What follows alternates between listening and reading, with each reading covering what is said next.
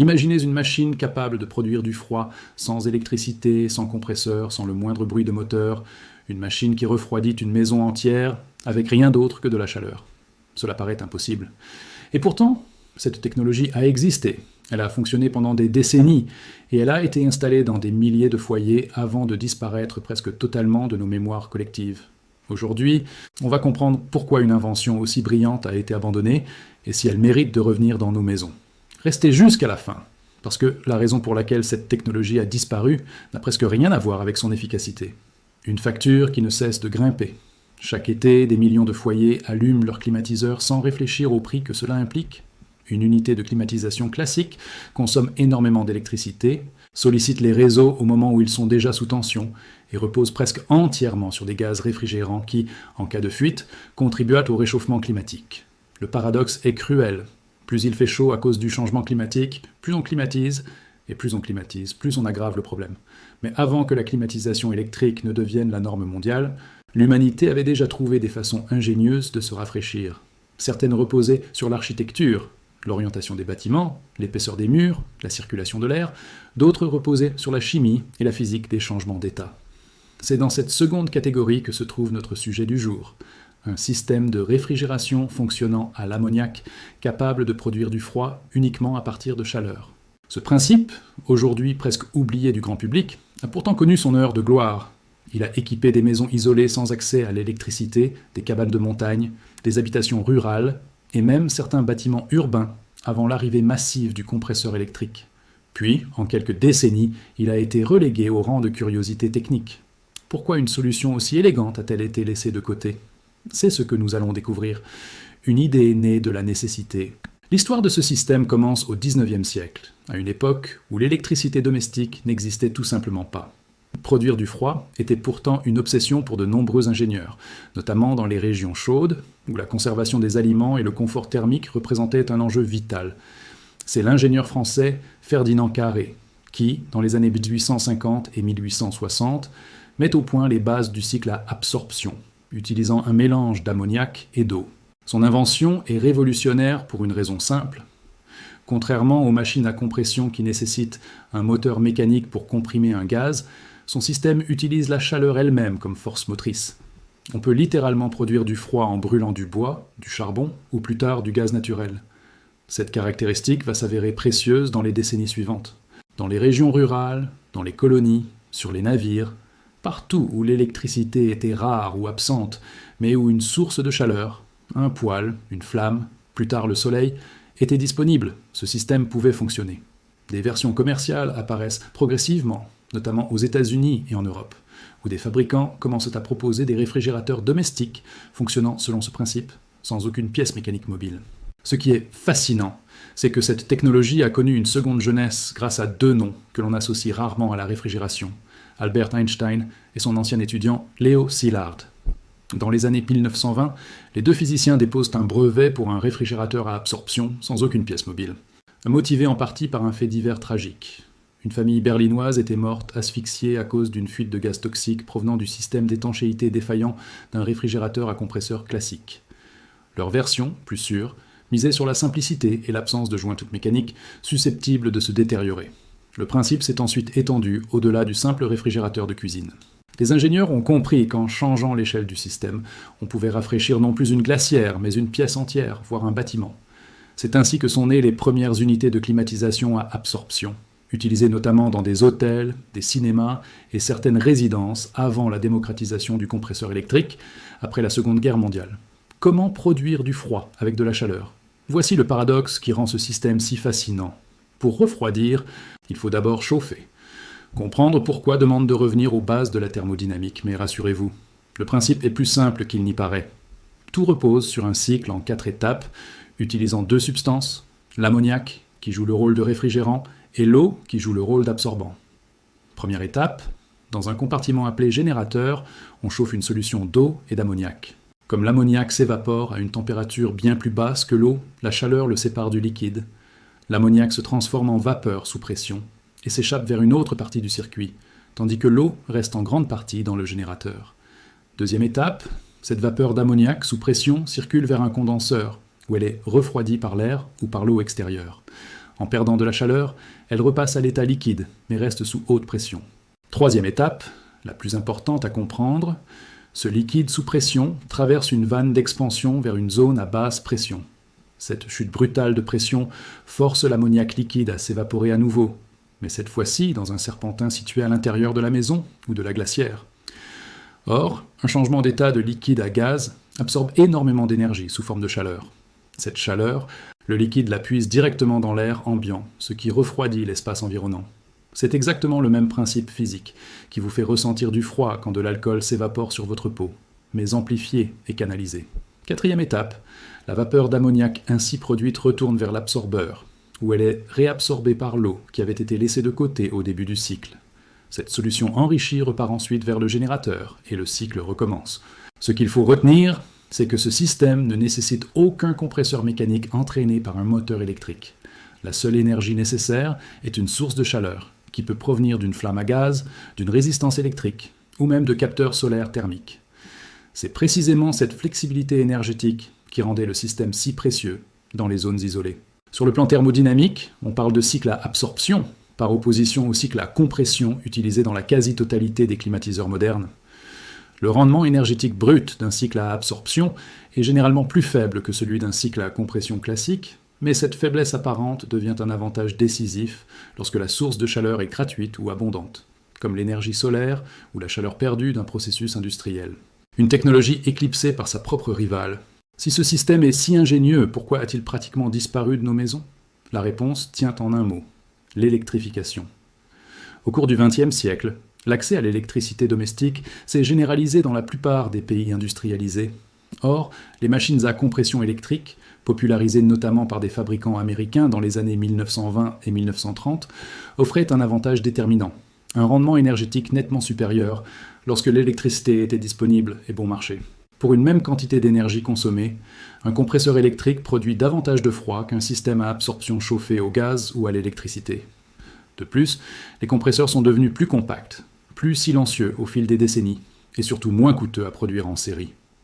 L'industrie s'est massivement orientée vers cette technologie, entraînant des économies d'échelle qui ont rendu les systèmes à compression toujours plus abordables, pendant que les systèmes à absorption restaient un marché de niche plus coûteux à l'achat. Il y a aussi une question de perception. Les climatiseurs à compression permettent un contrôle de température plus rapide et plus précis, un critère de confort qui a séduit les consommateurs pressés de refroidir instantanément leur intérieur. Le système à absorption, plus lent à réagir, plus dépendant d'une source de chaleur externe bien dimensionnée, a été perçu comme moins pratique pour un usage domestique standard. Enfin, la sécurité a joué un rôle. L'ammoniac est un gaz toxique et irritant à forte concentration. Bien que les systèmes correctement scellés ne présentent normalement aucun risque, la crainte d'une fuite a renforcé la préférence du grand public pour des réfrigérants perçus comme plus inoffensifs, même si l'histoire a montré par la suite que certains de ces réfrigérants de synthèse posaient d'autres problèmes majeurs, notamment pour la couche d'ozone. Le résultat de cette convergence de facteurs économiques, pratiques et culturels a été sans appel. Le cycle à compression est devenu la norme mondiale, et le cycle à absorption à l'ammoniac s'est retrouvé cantonné à des usages spécialisés, camping-cars, mini-bars d'hôtels silencieux, réfrigérateurs de laboratoire et quelques installations industrielles ou solaires dans des régions isolées. Une technologie qui n'a jamais vraiment disparu. Contrairement à ce que l'on pourrait penser, ce système n'a pas totalement quitté notre monde. Il continue d'exister dans des niches où ses qualités spécifiques restent précieuses. Dans les zones rurales non raccordées au réseau électrique, notamment dans certains pays en développement, les réfrigérateurs à absorption fonctionnant au gaz propane restent utilisés, en particulier pour la conservation des vaccins dans des dispensaires isolés, un usage soutenu par plusieurs organisations de santé internationales en raison de la fiabilité du système en l'absence d'alimentation électrique stable. Dans le secteur du bâtiment, des versions modernisées du cycle à absorption sont utilisées à plus grande échelle sous forme de refroidisseurs industriels, souvent avec un mélange eau-bromure de lithium plutôt qu'ammoniac-eau pour les grandes installations de climatisation urbaine, mais reposant exactement sur le même principe physique. Ces refroidisseurs sont particulièrement intéressants lorsqu'ils sont couplés à une source de chaleur résiduelle, par exemple la chaleur excédentaire d'une centrale électrique ou d'un processus industriel, ce qui permet de produire du froid presque gratuitement à partir d'une énergie qui, sinon, serait perdue. Le couplage avec l'énergie solaire thermique constitue sans doute la piste la plus prometteuse pour une remise au goût du jour dans l'habitat individuel. Des capteurs solaires thermiques chauffent un fluide qui alimente le générateur du système à absorption, permettant de produire du froid précisément au moment où l'on en a le plus besoin, c'est-à-dire lorsque le soleil tape le plus fort. C'est une logique élégante. Plus il fait chaud dehors, plus il y a de soleil. Et plus il y a de soleil, plus le système peut produire de froid. Contrairement à la climatisation électrique classique qui aggrave les pics de consommation sur le réseau en période de canicule, un système solaire à absorption fonctionne en phase avec la ressource naturelle disponible.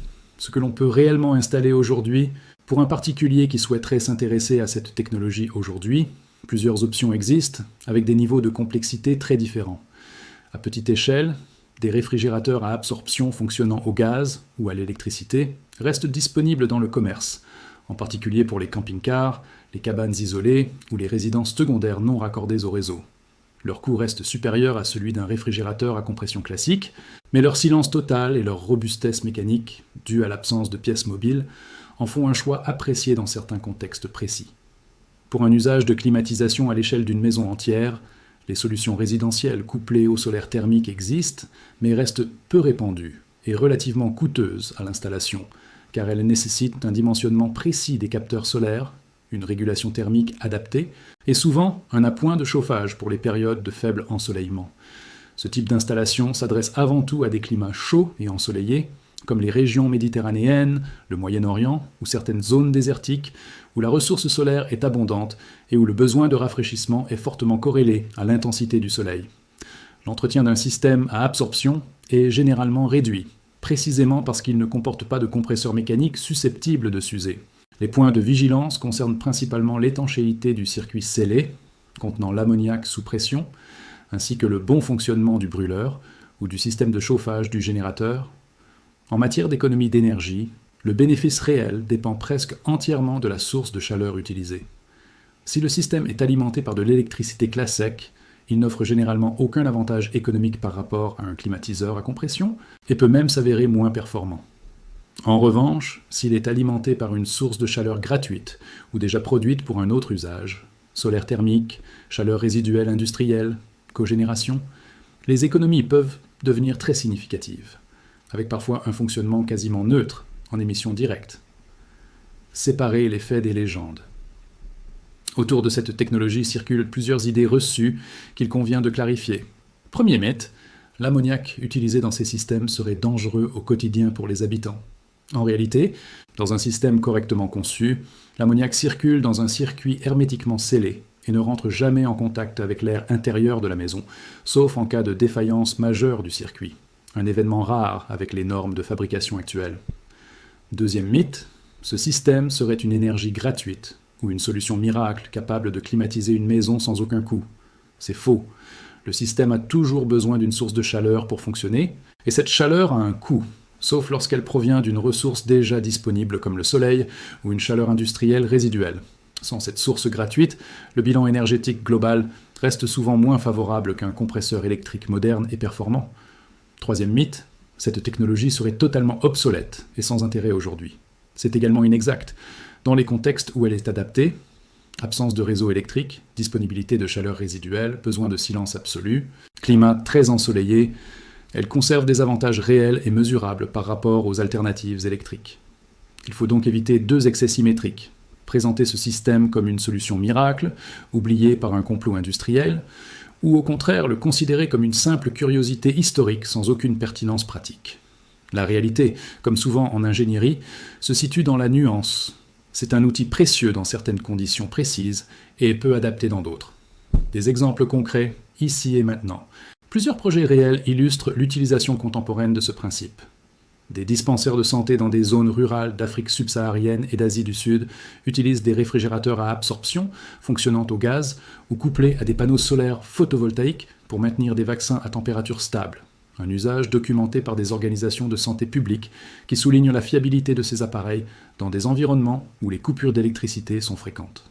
Dans le secteur tertiaire, plusieurs bâtiments universitaires et hôtels situés dans des régions méditerranéennes et au Moyen-Orient ont expérimenté des systèmes de climatisation solaire à absorption, avec des résultats mesurés montrant une réduction notable de la consommation électrique liée à la climatisation pendant les périodes de forte chaleur, précisément lorsque le réseau électrique est le plus sollicité. Dans l'industrie, De nombreuses usines et centrales électriques utilisent des refroidisseurs à absorption alimentés par la chaleur résiduelle de leur propre processus. Une pratique qui permet de produire du froid pour la climatisation de locaux ou pour des besoins industriels sans consommation électrique supplémentaire, illustrant à grande échelle exactement le même principe physique inventé au XIXe siècle pour refroidir une simple glacière domestique. Ces exemples montrent que la technologie n'a pas disparu. Elle a simplement changé d'échelle et de contexte d'utilisation, quittant le salon familial pour se réfugier dans des applications spécialisées où ses qualités intrinsèques restent inégalées. Ce que cette histoire nous enseigne, ce voyage à travers l'histoire du froid, nous apprend quelque chose de plus large que la simple mécanique d'un cycle thermodynamique. Il nous montre que les technologies ne disparaissent pas toujours parce qu'elles sont mauvaises, mais parfois simplement parce que le contexte économique et énergétique qui les entourait a changé. Le cycle à absorption à l'ammoniac n'a jamais été inefficace. Il a simplement été surpassé dans un monde où l'électricité était devenue abondante et bon marché, par une technologie mieux adaptée à ce contexte précis. Mais le monde change à nouveau. À mesure que les réseaux électriques sont sous tension pendant les canicules, que le coût de l'énergie fluctue et que la chaleur solaire devient une ressource de plus en plus exploitée, cette vieille invention du XIXe siècle retrouve une pertinence inattendue. Elle nous rappelle une leçon essentielle de l'ingénierie durable. Les meilleures solutions ne sont pas toujours les plus modernes, mais celles qui savent tirer parti des lois de la physique déjà présentes autour de nous, sans dépense inutile d'énergie. Peut-être que la prochaine grande innovation en matière de confort thermique ne viendra pas d'une invention totalement nouvelle, mais de la redécouverte intelligente d'une idée que nous avions laissée de côté trop vite. Si cette plongée dans l'histoire oubliée du froid vous a plu, n'hésitez pas à laisser un commentaire pour partager votre avis, à aimer la vidéo si elle vous a appris quelque chose, et à vous abonner à la chaîne pour ne manquer aucune de nos prochaines explorations des technologies durables que le temps a failli effacer.